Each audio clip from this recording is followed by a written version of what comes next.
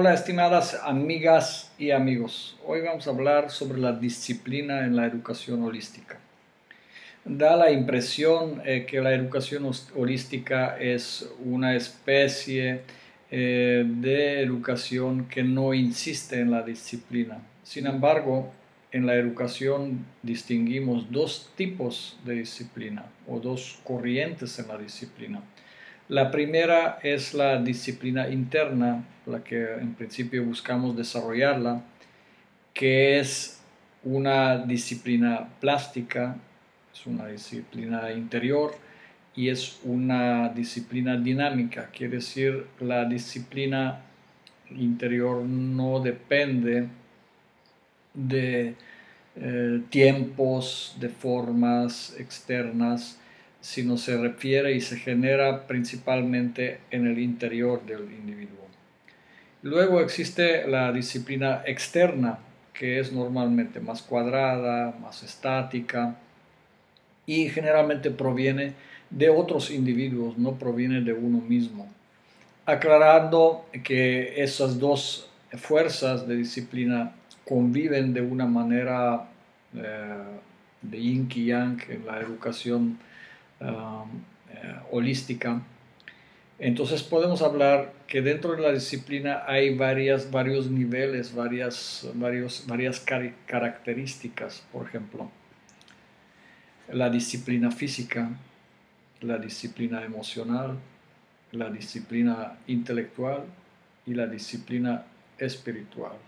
Esas son, digamos, 4 avenidas básicas de la disciplina.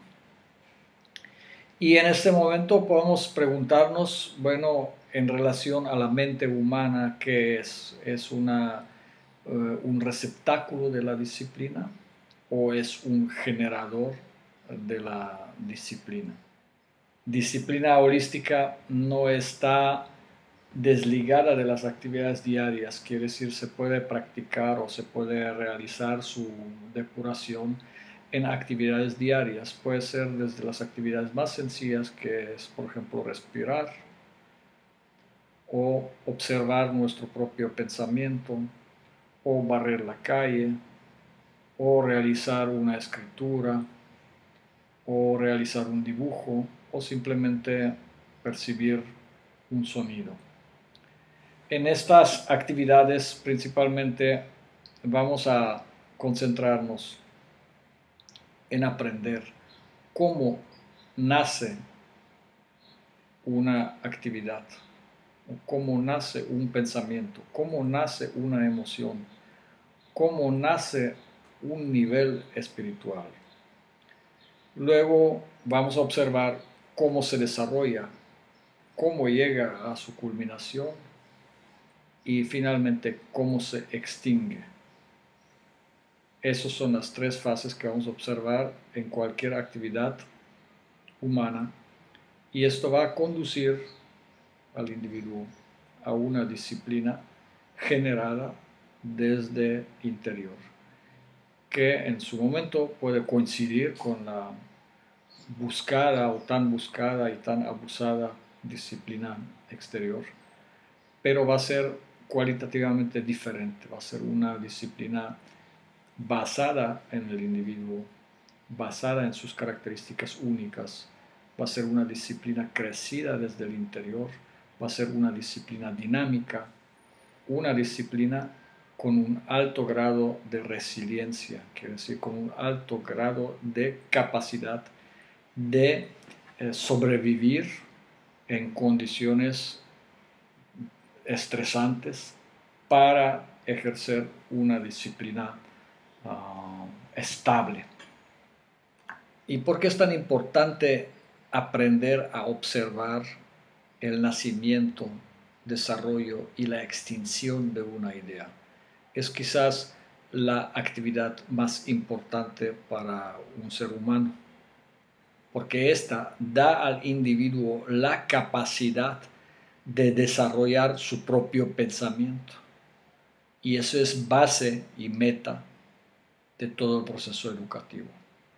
Quiere decir, el proceso educativo no es una especie de transferencia de conocimiento, sino es un un fluir donde el individuo aprende a desarrollar, observar sus propias características únicas y aprovechar sus propias experiencias y su manera de sentir, de alcanzar niveles espirituales o desarrollar habilidades físicas y observar esa flexibilidad de los límites de cada actividad o cada emoción o cada concepto intelectual o cada concepto espiritual, su nacimiento, su desarrollo, su culminación y su extinción. Y quizás los dos momentos más importantes para el pensamiento humano es el nacimiento propio de la idea y su extinción. Esos son los dos momentos más interesantes, porque si aprendemos cómo nace una idea y cómo se extingue, y entonces nos acercamos hacia el misterio del propio ser humano y al misterio del propio pensamiento humano. Y eso es lo que busca en el proceso educativo la educación holística. Este grado de profundidad, este grado de compenetración y compromiso del individuo con el proceso educativo.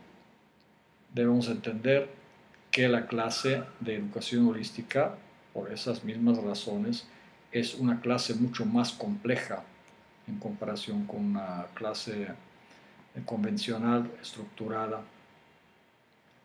dividida y fragmentada. Aquí estamos hablando sobre un proceso de crecimiento físico, emocional, intelectual y espiritual. Y este proceso tiene un alto grado de individualización.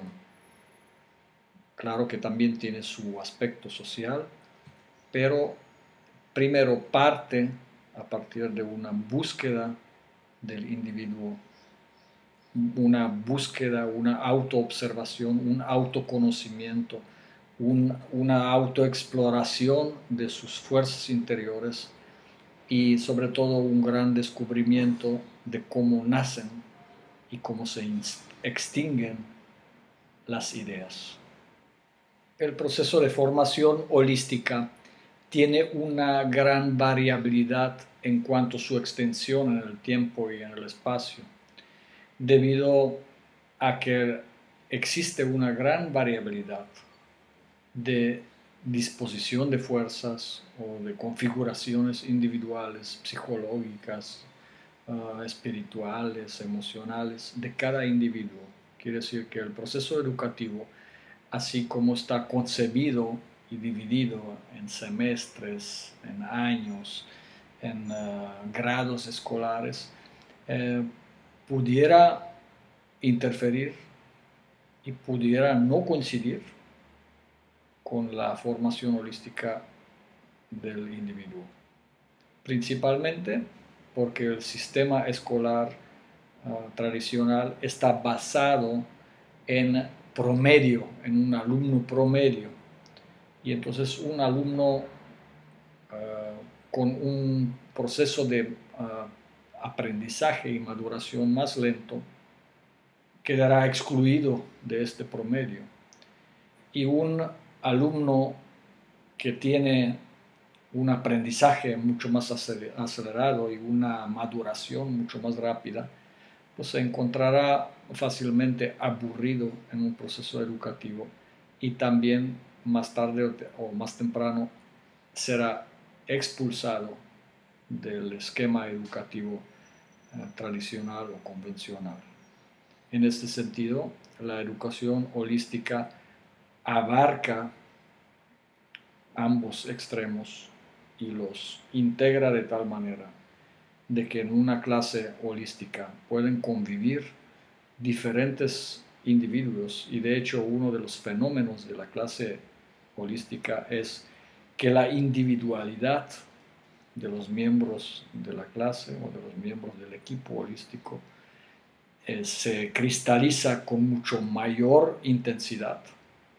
Los individuos son mucho más individuos y desde luego se complementan con más intensidad y colaboran con mayor intensidad, se conectan con mayor intensidad y presentan menor grado de fragmentación que en la educación tradicional o educación convencional, fragmentada, estructurada y dividida en bloques temáticos, semestres, tetramestres, años, grados escolares.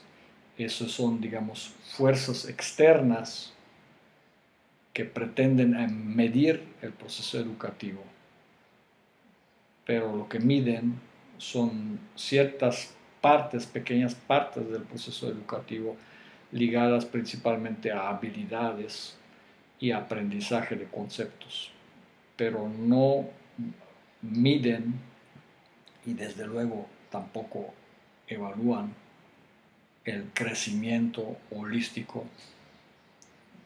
como ser humano del alumno.